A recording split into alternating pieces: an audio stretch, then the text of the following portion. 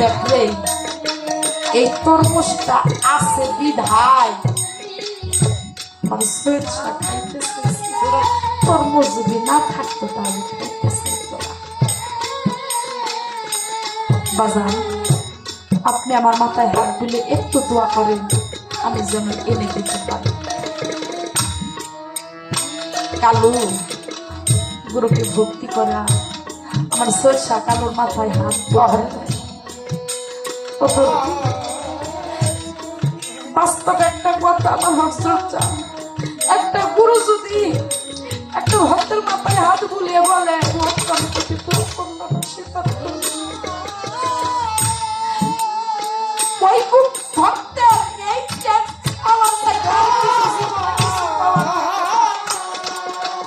একটা গুরু যদি কোনো ভক্তের মাথায় হাত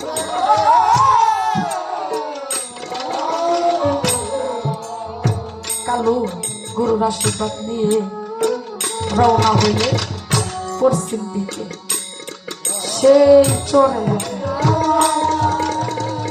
সারাদিন শীতের মধ্যে ঘুরে যার বাড়িতে যায় বলে মা গো ও বাবা আমাকে একটা তরমুজ দিন। বলে দরদি এখন তো আমাদের তরমুজ না, এখন হলো মাঘ মাস, আমরা কিছুদিন পরে কেবল গাছ লাগাবো, এখন তো তরমুজ না। পাগল হয়ে গেল, কি কয় আমার গুরুর হুকুম কি তাহলে বরবাদ যাবে? ও আমার স্বেচ্ছা, আমারকে তুমি লক্ষ্য করো, আমি যেন তোমার হুকুম পালন করতে পারি। এই কথা বলে আরেক জায়গায় যায়, পাই না। সন্ধ্যা হয়ে যায়, সন্ধ্যা ঘনিয়ে গেল, রাত হলো, কুয়াশা কিছুই দেখা যায় না। সাথে একটা চাদর ছিল, ছোট একটা চাদর ছিল, চাদরটা গায়ে দিয়ে একটা বট বৃক্ষের নিচে শুয়ে থাকে। আর সৈয়দ সাথে ডাকে, দয়াল ও দয়াল, আমি আর কিছুই চাই না, তুমি শুধু আমার প্রতি একটু সহায় হও। তুমি যদি সহায় হও তাহলেই আমার সম্ভব। সকাল যখন হয় ফজর উঠত তখন মসজিদে আজান দেয়। আজান শুনে কালুর ঘুম ভেঙে যায়, ঘুম ভেঙে আবার শুরু করে হাঁটতে। রাস্তার কোনার দিয়ে যাচ্ছে, এক লোকের সাথে দেখা হয়েছে। তাকে জিজ্ঞেস করে, ও ভাই এই জায়গায় কেউ তরমুজ বিক্রি করবে? বলে দেখো সামনে একটা লোক কি নিয়ে জানি বসে আছে, তুমি যাইয়া দেখো। হাঁটতে হাঁটতে সামনের দিকে যায়, দেখে একটা বলের মধ্যে একটা গাবলার মধ্যে একটা তরমুজ নিয়ে বসে রয়েছে। তরমুজ দেখে কালো আনন্দিত হয়ে গেছে। আরে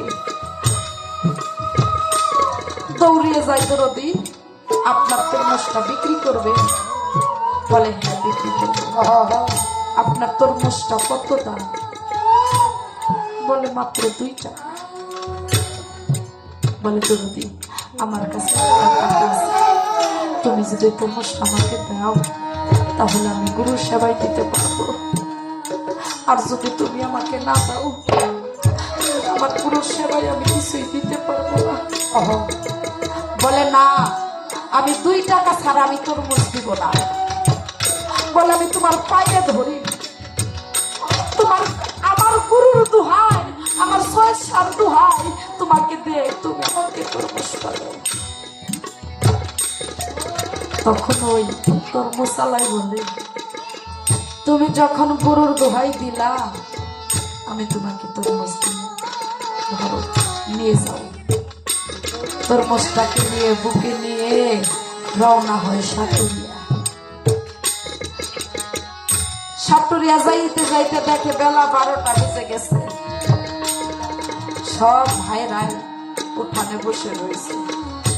ভাইদেরকে জিজ্ঞেস করে, ওই ভাই দয়াল কইলে? বলে কি জানি, সারা রাত্র দয়ালকে দেখি নাই, তুই যাওয়ার পরে শুধু দেখি একটা চাদর মুড়া দিয়া শুয়া রয়েছে।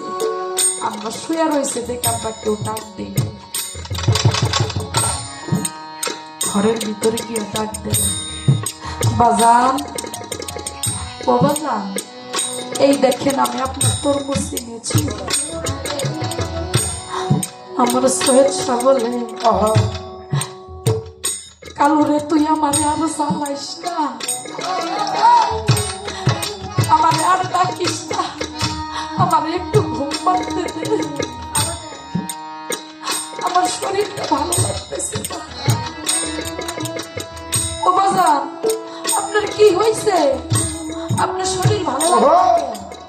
আপনি কি রাতে কোনো মাহফিলে গেছিলেন? রাত জাগছে? বলেন আমি কালু, আমি মাহফিলে যাই না, কিন্তু রাত জাগছি। বলে কিসে রাত জাগছে? কালু রে, যে করে আমার তারে করিস যদি ছাড়ে না পাস, আমি তারে করি জব্বর পাস, তবু যদি না ছাড়ে পাস, আমি হয়ে যাই তার পাশে। তুই যে আমার জন্য সারা রাত্র কষ্ট করলিস, তরমুজ খুঁজলি শীতের মধ্যে, আমি কি দূরে থাকতে পারি? আমি তো দূরে থাকতে পারি না, আমার ভক্তর কষ্ট দেখে।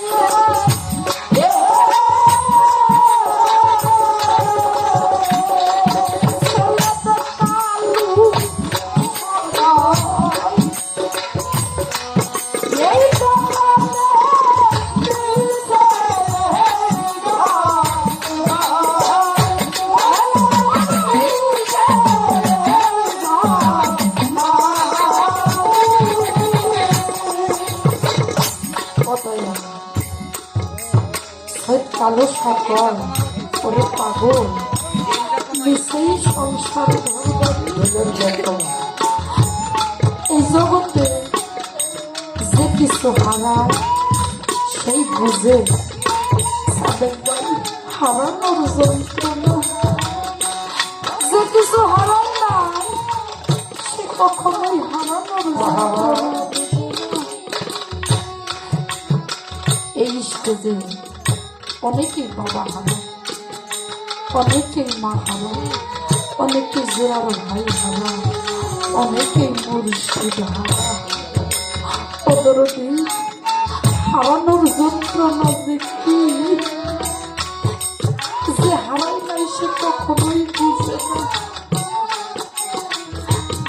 আজকে হারানোর ব্যথা বুঝতে আমার একটু চাঁদে ভক্তবিন্দু আমার হারানো ব্যথা বুঝবে আমার রশিদ চন্দ্রের সন্তান রশিদ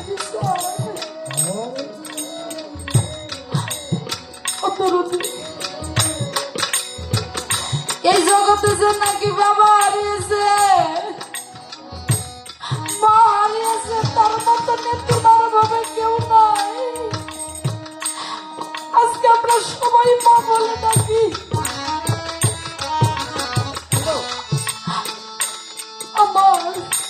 আমার রশিদ চন্দ্রের সন্তান বাবা বলে ডাকতে পারে না। বুকের ভিতর কত যে কষ্ট, মা হারানোর যন্ত্রণা। একটা সন্তানের যদি কোন জায়গায় যায় বাড়িতে তার মা তার বাবা তার জন্য চিন্তা করে,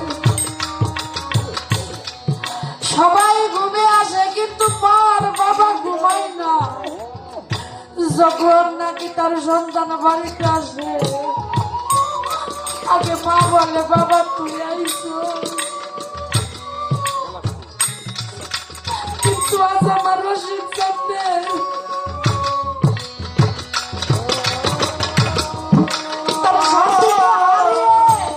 তার সন্তান আজকে এসি কেউ বলবো না বাবা তুই কই গেছিলি, তোরা করলে কেন, বাবা তুই খাইছস কিছু, এই কথাগুলো আর বলে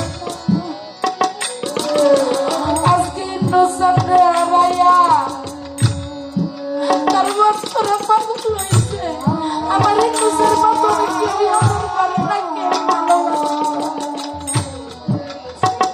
আজকে এই উরসের দিন আমার ইন্দ্রর সাথে থাকতো, সবাই বলতো বাবা তুমি খাইছো, না খাইয়া থাকলে যাও তাড়াতাড়ি খাই আসো।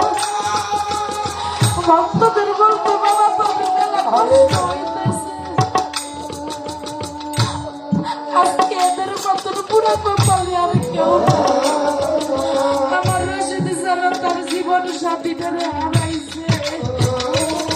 বিয়ে করলে কেউ পাওয়া যায় না, কিন্তু টিকুর ঘরের সাথে কখনোই মিলে না। আর টিকুর ঘরের সাথে যদি না মিলে জীবনেও সুখ হয় না। দরদি এই দুঃখের দরদি যাওয়ার তাদের মতো এমন ভাবে আর কেউ নাই।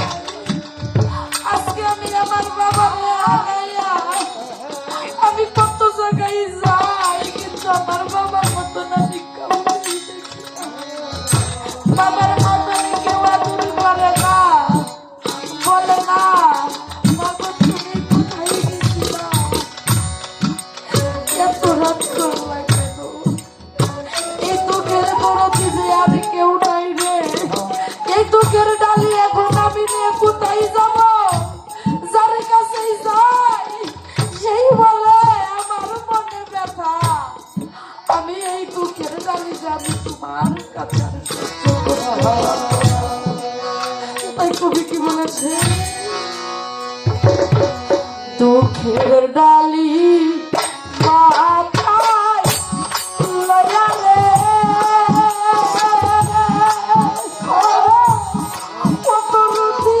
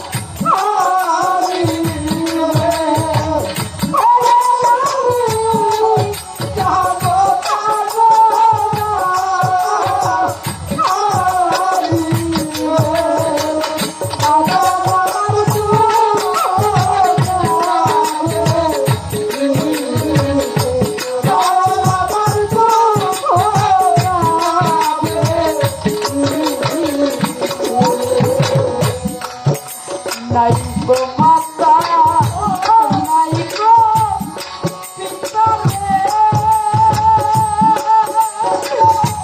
এই জগতে নাই গো জুলার ভাই